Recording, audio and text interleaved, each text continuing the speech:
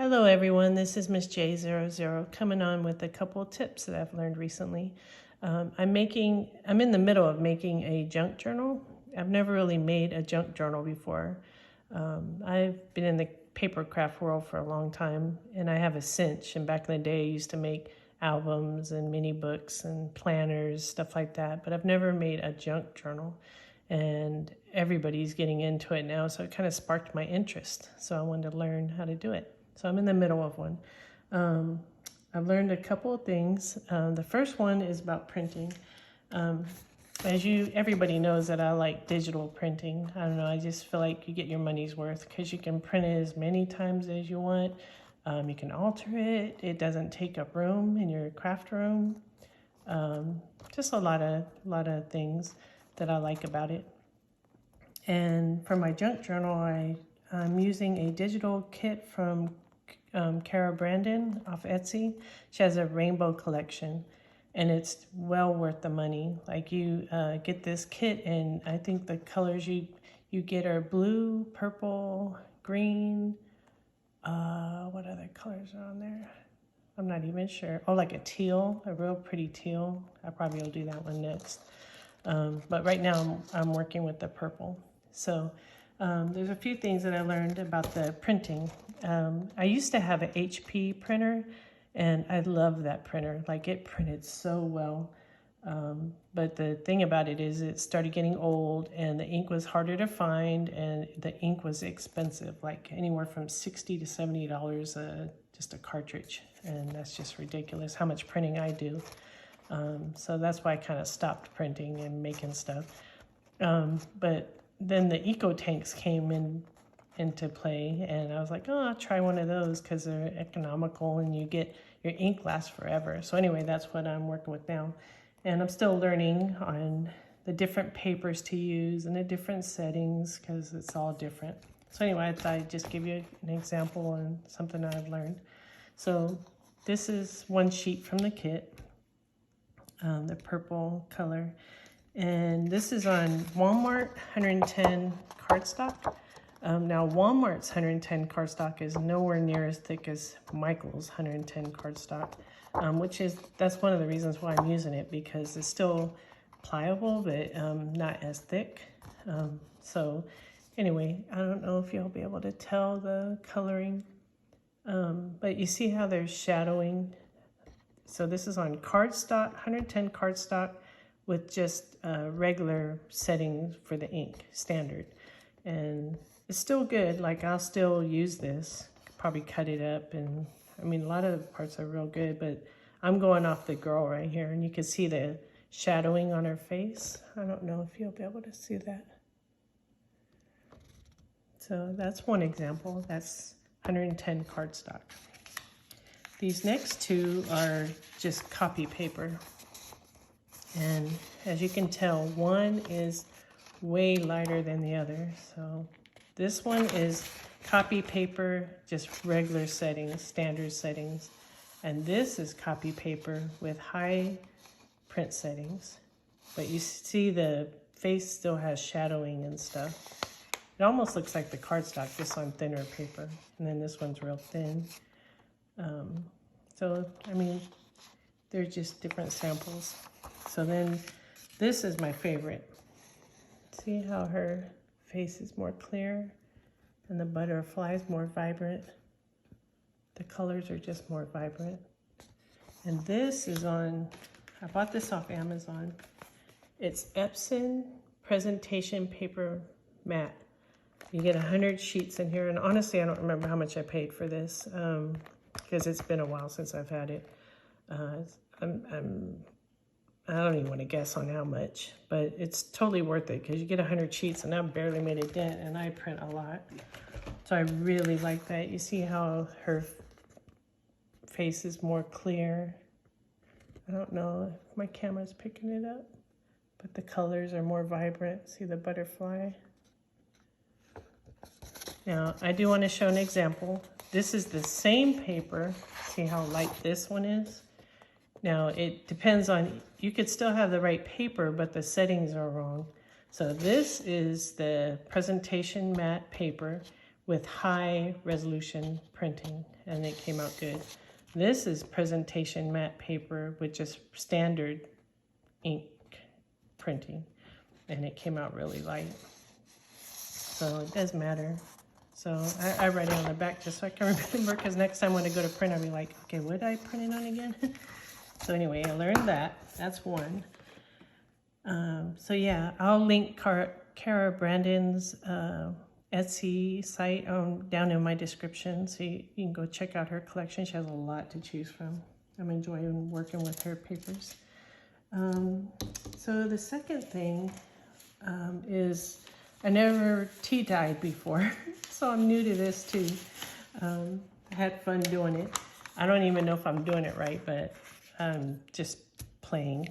I think I put too many tea bags because a lot of the things I printed came up kind of dark. I mean, they're still good and I still can use them like on a more antique look or vintage look. But for my journal, I kind of wanted it a little bit lighter maybe. I'm not sure. Anyway, I've just been practicing. But I do notice, another thing I learned is I'm horrible at opening junk mail without tearing it up. I tried and I still tear it up. I don't know how they do that where they save it. So I gotta practice on that, I guess. So this was not going well. And then these, I had to cut them down to size anyway. I tea dyed these. But see how they bunched up? I don't know if they're supposed to be like that or... I guess it does give it a more vintage look. I think I'll reuse the same tea bags I have to give my papers like a more lighter look. I guess it all depends on how long you leave it in there and how many bags you use. See how this all shriveled up? So I started taking them apart and using the plastic that was in there because I wanted to create my own envelope. So let me show you this. I did this. Yeah, they're all about the same color. I kind of wanted different coloring, so I'll have to play around with that. Guess it's all like practice, practice, practice. So anyway, let me show you. This is my journal. Now remember, be kind because I'm not done with it. It's like in the middle of it. I'm working on it. It's a file folder journal. And what I learned is, see, I'm trying to put the envelopes here to where they swing open. So because I was having such problems with tea dyeing my envelopes and them shriveling up, I just made my own. I got a tea dyed paper. Let me show this one. I haven't taped it yet. I just got regular paper and made my envelope. So I took the, let me see. So like I took the envelope and I opened it up and then I just traced it. I traced the window and I traced the outside and then I cut it in regular tea-dyed paper and made my own envelope. And then I stamped it. I didn't bring my stamps, but just regular stamps that I had. So there's that one. This one I've already closed up. Oh, and then the acetate too. And here's another stamp. This is just a different paper that I had. I learned about the acetate too. So see how this has acetate? I was taking the old plastic off the, the envelopes you get in the mail. So like this plastic. But after messing with it for so many times, it really got rugged. So I'm like, I must have some acetate. So acetate there's a difference too on that. A while back, I had bought these on clearance for $3, and you get 12 acetate sheets in here. So I bought a few of them, but when I went to go use it, it's actually kind of thick. Not that I'm saying I couldn't use it, but I was kind of looking for something a little thinner, so it'd be more closer to a regular envelope.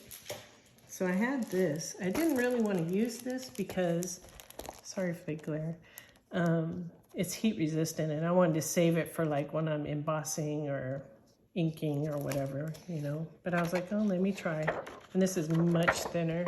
So I need to look into some thinner acetate sheets, so I don't have to use up my heat resistant ones. If you know of any, leave them down in the message for me, the comments. So anyway, there's that. And then I also, on the envelopes that, because you know you have to, I use my sharp knife and cut out the window. So now I just use this as a template to make a window on an envelope. And you can easily just make your own. So then I'll probably do this to where it can lift, you know, fold back and forth. And then I still gotta put paper on all this. It's a work in progress. I'm working on it. I like this. And this is an envelope here. I don't even know if I'm in frame. That's an envelope. And got these pockets. So yeah, that's what I've been working on lately. And I'm gonna put a wax thread on here. I'll probably put another one of those over here. I've been following another YouTube channel. It's called Inky Owl Studios. And that's where I'm learning about junk journals. She's really good. Like, she has so many videos on different journals and books that she's done. And I like it because she has a lot of tutorials for newbies like me. She sells them too in an Etsy shop, but she has a lot of tutorials, and I've learned so much from her already.